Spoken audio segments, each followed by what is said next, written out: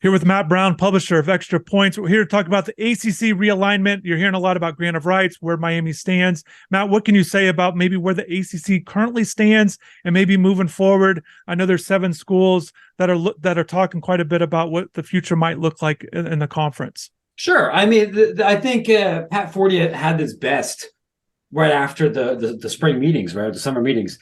Everyone's united until they're not. And people want, everyone wants to put forth a brave face here because they all understand breaking up this league is extraordinarily expensive. If getting out of the grant of rights agreement legally was something that was easy, it would have already happened. The fact that everyone's been expecting this, I think there's law firms in Raleigh and in South Florida and potentially elsewhere that are really trying to go through every little tiny bit here, and there's no movement on it, in large part because it's a well-crafted document. And what I think people need to realize is that even if you decide to buy your way out of it, nobody in the ACC has this kind of money right now. Texas did not really have the money to buy itself out of the Big 12, and they have more money than anybody in the ACC. If you're at Florida State, which was a teacher's college essentially until the late 1950s, and you don't have the decades of lawyers and doctors that some of these other schools throw money at you. Like, you can't just buy your way out of the ACC with Spanx money when you cost 100, 150, 200, 300 million dollars. What I believe from my conversations is the most likely thing for the next 2 years, everybody stands pat. They will try to not fight in front of the children. They're going to keep this unhappy marriage together for the children. It's going to be very funny to me if a school like Wake Forest ends up earning more money in like performance bonuses than a Florida State or Clemson does, which is, I think, entirely possible. And then we're just going to have to see. And what's frustrating for fans, but is the honest to God truth, is that we are heading into an era of enormous uncertainty in college athletics, where it's not just what happens with our grant of rights, not just what happens with ESPN or Fox or Amazon or Apple, but also, are we moving to an explicit professionalized model in the very near future? Like that we will get certainty on that well before the ACC's deal is finished. Will we be allowed to borrow money from private equity firms or foreign investment firms or third parties to finance an exit from a league, or do we have to self-fundraise, those kind of things?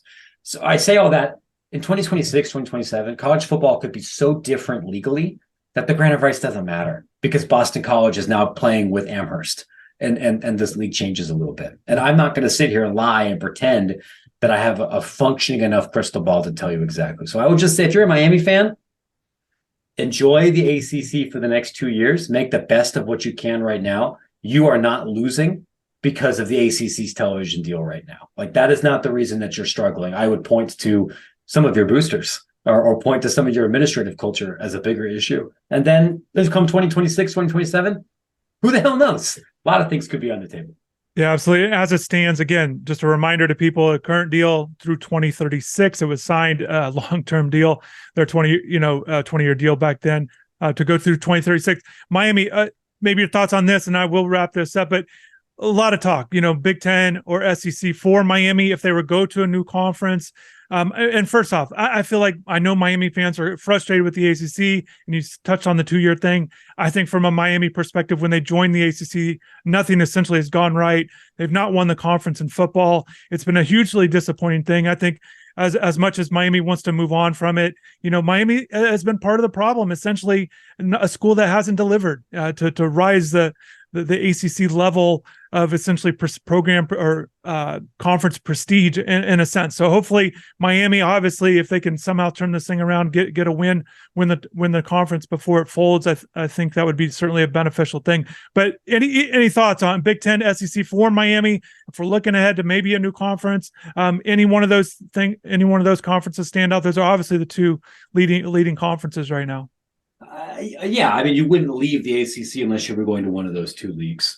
I can't add anything with reporting about what is most likely. Miami's in the AAU. Your fans know this. My readers might not fully appreciate it. Miami's a little bit unique in that their student body is not just guys from Miami-Dade and Fort Lauderdale and Tampa.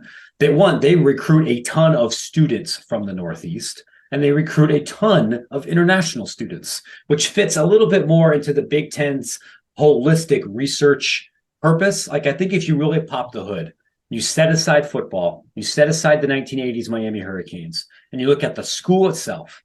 Miami has more in common with Maryland and Michigan and Wisconsin than it does Mississippi State and Missouri, and some of the SEC institutions. That being said, what their football alignment and what various political bodies or boosters might want for Miami may make the SEC make a little bit more sense. I also don't know that I can't promise that either league is super interested in Miami, and part of it is you do have to win. You are I mean, a lot of the reputation is still trafficking off stuff that happened 20 years ago, 15 years ago. And so that, not to say that it's a play your way into the Big Ten kind of situation here, but if you're going to be this far away, and given some of the political environment changes happening in the state of Florida, it's a very different conversation if you're 10-2 than if you're 7-5 coming off the Russell Athletic Bowl or whatever it is that you're playing in. But I can't tell you without more detailed reporting where Miami's leaning or which league actually wants them. The Big Ten, should they want to add ACC teams, will have plenty of options, including but certainly not limited to Miami. That's great, Matt. Your time is valuable. You brought awesome stuff here. I'll let you get going, but thank you.